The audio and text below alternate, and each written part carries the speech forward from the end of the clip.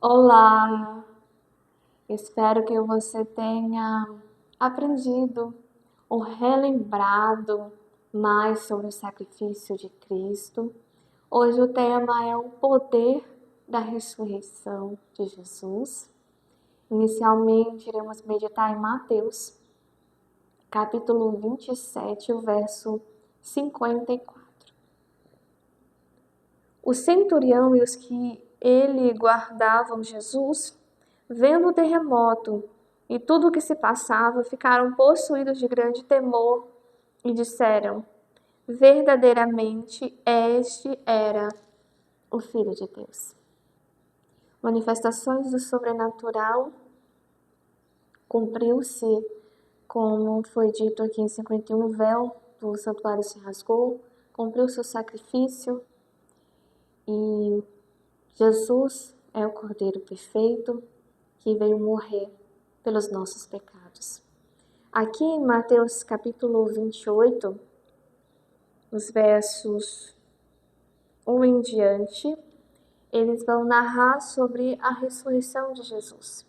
Passado o sábado, no começo do primeiro dia da semana, Maria Madalena e outra Maria foram ao túmulo.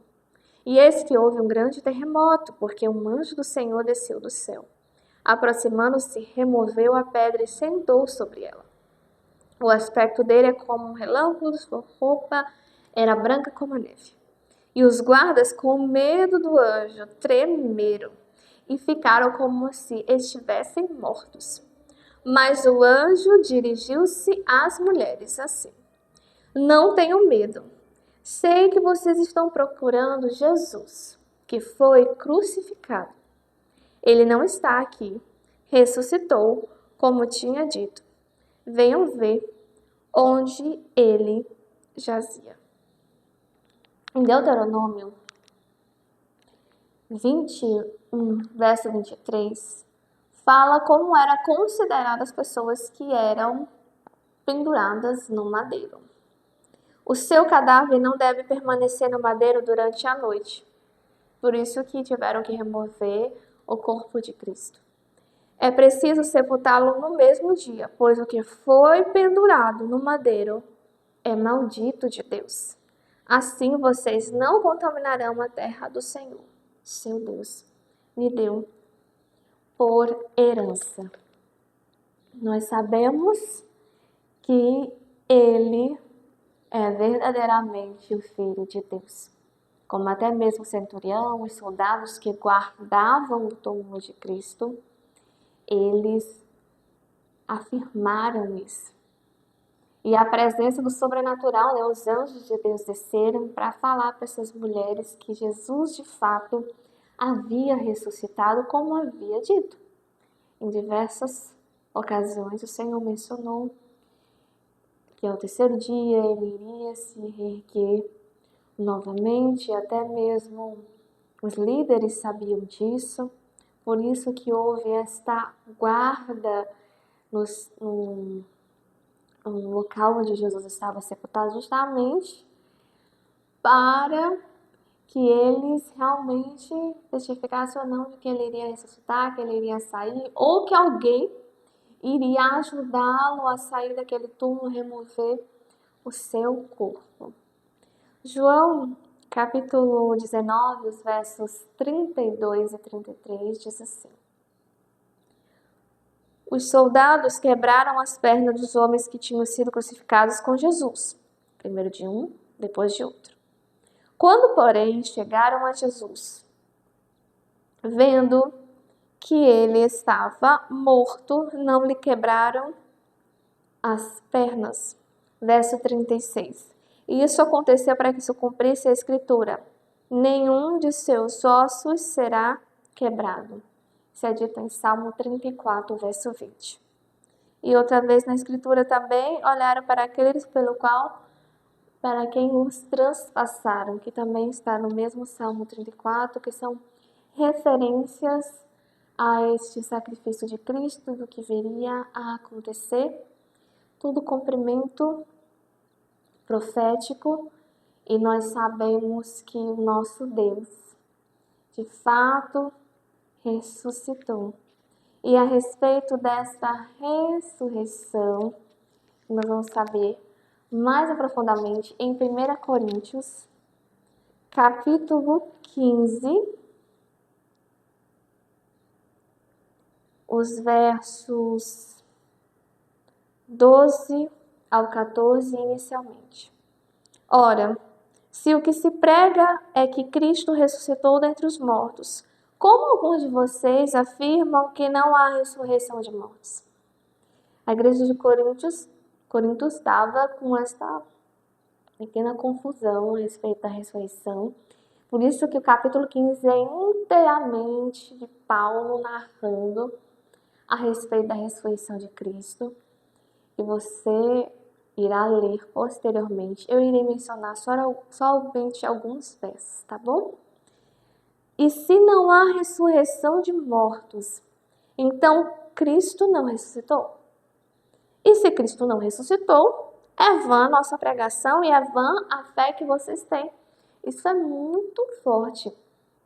Se Jesus não ressuscitou, não há vida eterna, meus queridos. Se ele ressuscitou, e nós sabemos pela fé que ele ressuscitou, assim a garantia da vida eterna se permanecermos firmes e fiéis a ele. O verso 20 nos diz assim: mas de fato Cristo, ele ressuscitou dentre os mortos, sendo ele as primícias do que dorme. Anteriormente, no 19, diz assim: se a nossa esperança em Cristo se limita a esta vida, somos as pessoas mais infelizes deste mundo. Verso 21. Visto que a morte veio por um homem, também por um homem veio a ressurreição dos mortos. Porque assim como em Adão todos morreram, assim também todos serão vivificados em Cristo.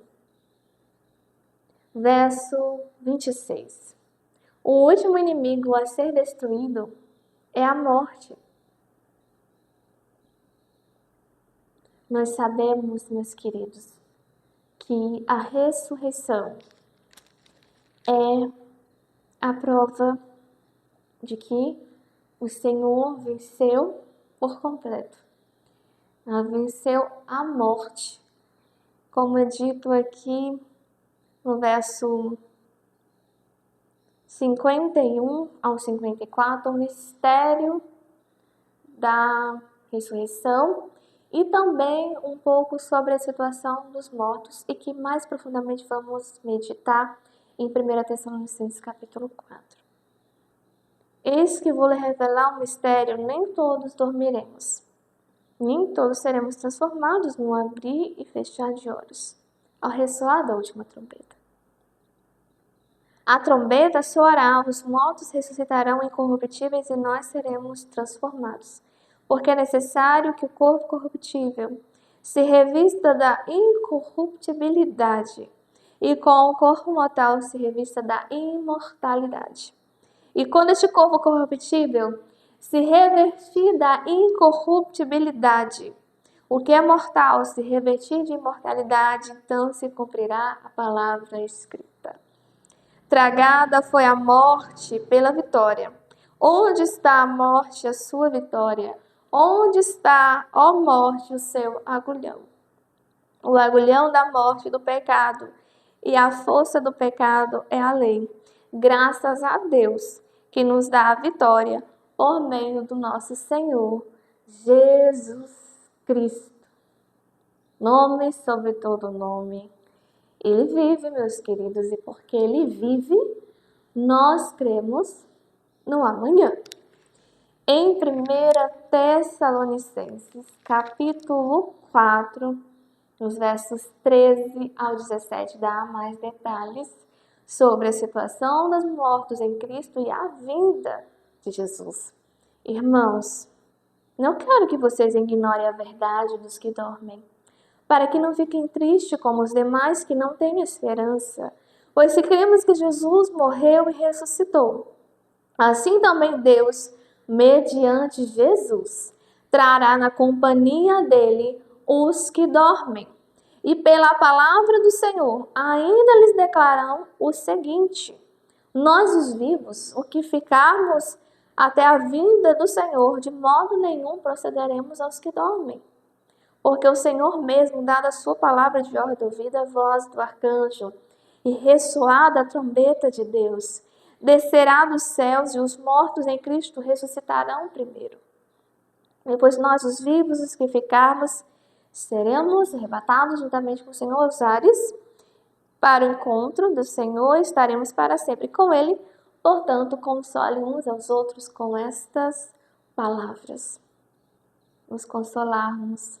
A palavra que nos traz esperança, que vivifica o nosso ser e que tem orientado a nossa vida e orientará-nos até o fim, porque nós estamos olhando para o autor e consumador da nossa fé, conforme dito em Hebreus capítulo 12, verso 2, e nós estamos perseverando, apesar das dificuldades, apesar das aflições, mas o Senhor disse que estaria conosco até a consumação dos séculos. E até se dormirmos na ocasião da morte, esperarmos a ressurreição em Cristo Jesus e vivermos para sempre. Vamos para Apocalipse, mais conhecido como Revelação de Jesus Cristo, a seu servo João na ilha de Patmos. Meus queridos, há simbologias no livro de Apocalipse, sim. Tem que haver um estudo à parte devido, com certeza. E a palavra de Deus, ela dá todo esse significado para que você possa compreender a mensagem nela contida. Essa em específico, ela é bem explícita, você vai entender com muita clareza.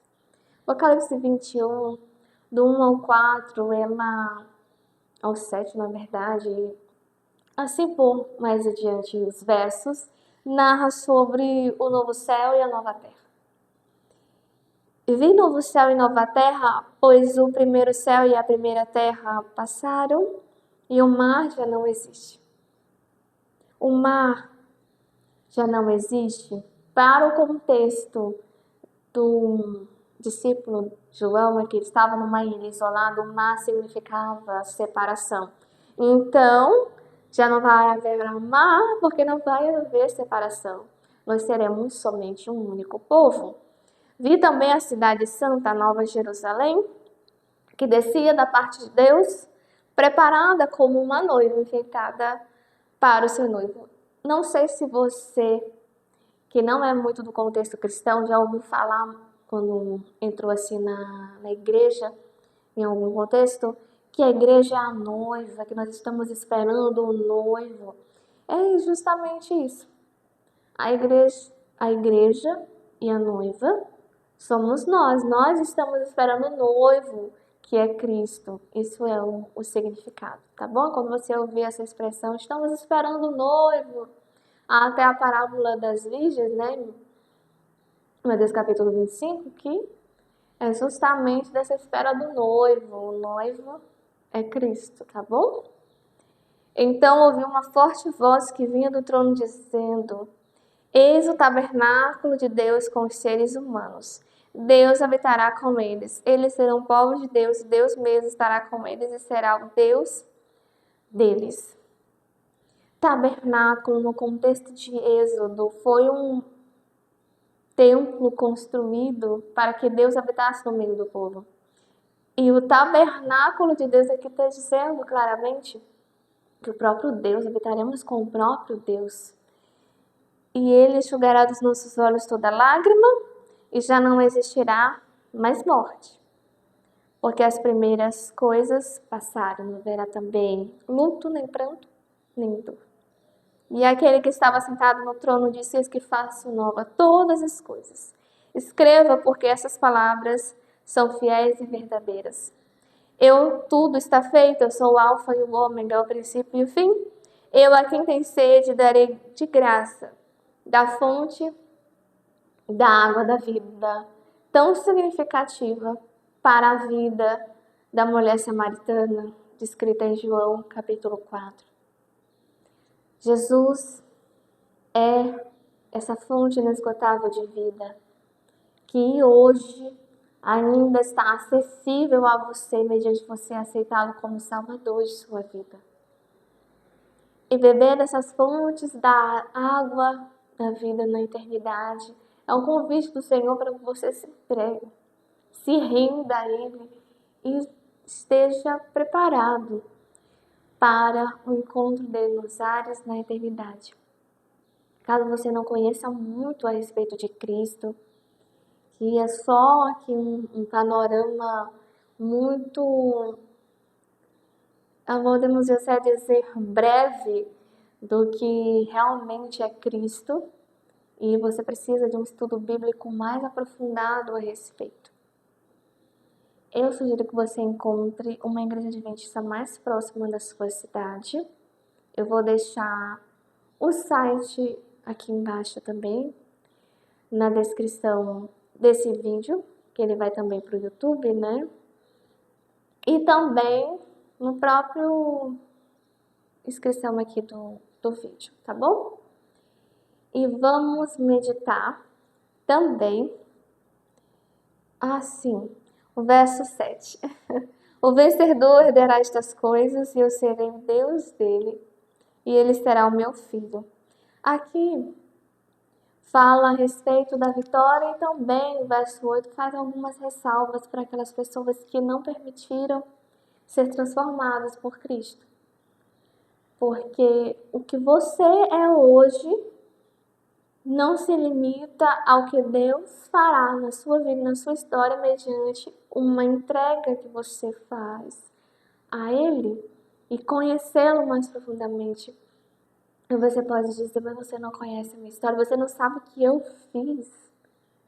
Meus queridos, nós já fizemos coisas abomináveis, nós somos pecadores, eu sou pecadora. Todos nós carecemos da graça do Senhor, mas mesmo assim, Ele nos olha com amor, com ternura, estende a mão para você, para que você olhe para Ele e permita que a sua vida seja transformada por Cristo. Tudo é possível ao que crer. Sua vida sim pode mudar. É possível sim. Conheça mais sobre Jesus. Em Apocalipse, capítulo 22, os versos 3 e 4 nos dizem assim: Nunca mais haverá qualquer maldição. Nela estará o trono de Deus e do Cordeiro, seus servos o adorarão. Que somos nós, né? Contemplarão a sua face e na sua testa terão gravado o nome dele. Então já não haverá mais noite, não precisarão de nenhuma luz, nem da luz do sol, porque o Senhor Deus brilhará sobre eles e reinarão para todo sempre. E de fato, nós servimos a um Deus que é a luz. E a luz dissipa as trevas, não é mesmo? João capítulo 8, verso 12, o Senhor afirma que é a luz do mundo. Ele veio para iluminar-nos, para nos conduzir à verdade sobre Deus. E a verdade é o próprio Cristo, o Filho unigênito que se revelou a nós. João 14, verso 6, ele afirma isso, que ele é o caminho, a verdade e a vida. E João 17, verso 17, ele diz que a tua palavra, né, tudo que nós temos aqui disponível, é a verdade. Tanto o Antigo Testamento como o Novo Testamento, com as devidas considerações de um estudo bíblico para você entender com cuidado a respeito da palavra de Deus, da verdade, toda a verdade que é o próprio Cristo revelado aqui, mesmo que em poucas palavras, porque nós servimos a um Deus grandioso que nem mesmo Todos os milagres, os feitos que ele operou estão narrados na palavra. Do tanto que não haveria espaço para conter todo o que o Senhor fez. Imagine também que nós, cada um de nós, temos histórias com Cristo, de milagres, e nós mesmos, particularmente, até não conseguimos narrar tanto assim, do tanto que o Senhor tem feito, mas nós temos um coração agradecido ao Senhor.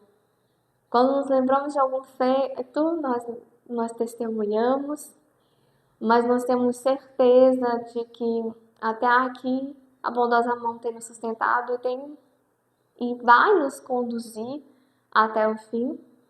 Por isso que há poder no nome de Jesus, ele vive. Porque ele vive, nós cremos no amanhã. Não há o que temer. A menos que esqueçamos da maneira como o Senhor tem conduzido a nossa história, irá conduzir até o fim. E se desviarmos o nosso olhar da cruz, no olhar de Cristo, a cruz nos relembra que o Senhor Jesus venceu e que nós temos direito à vida eterna proporcionada pelo seu sacrifício e o seu olhar de amor, de graça, nos chama para mais perto, para ter uma intimidade mais profunda com Ele. Jesus Cristo, o Senhor da vida. O Senhor que tem toda a autoridade, que está muito perto de voltar. Maranata, o Senhor logo vem. Amém? Vamos orar. Santo e precioso Deus, grandioso Pai, nós sabemos, Senhor Deus, que o Senhor vive, porque o Senhor vive, nós cremos no amanhã. Santo, santo, santo, Tu és, poderoso Deus. Obrigada, Pai querido, por Teu cuidado, por Tua proteção, por essa semana abençoada. Creio, meu Deus, que muitas pessoas se sentiram motivadas de conhecer mais profundamente, estão renovando também sua aliança, se aproximando mais de Ti ousadamente, por meio do Filho amado Jesus, para nos apresentarmos diante do trono de Deus.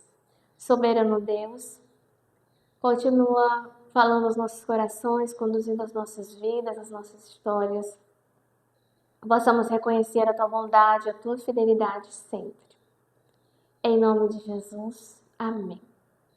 Que Deus abençoe você.